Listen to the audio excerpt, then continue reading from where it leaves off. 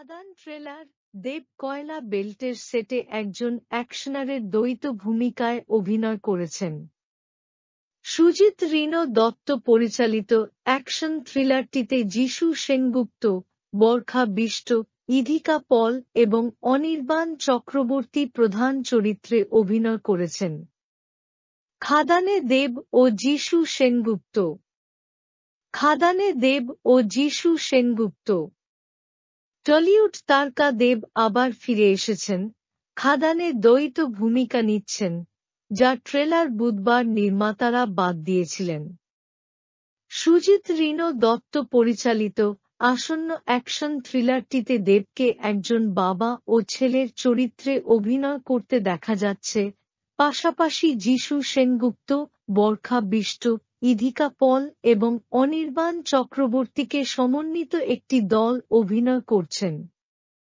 ২.৫ মিনিটের ট্রেলারটি কয়লা বেল্টে খোলে মোহন দাস, যিশু সেনগুপ্ত এবং শ্যাম মাহাতো দেব এর মধ্যে বন্ধুত্বের পরিচয় দেয়।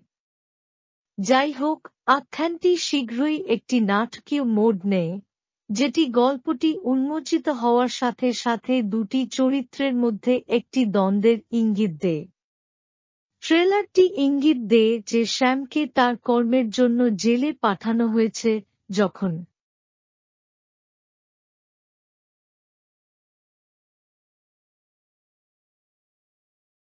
মোহন উন্নতি লাভ করে এবং একজন ধনী শিল্পপতি হয়ে ওঠে।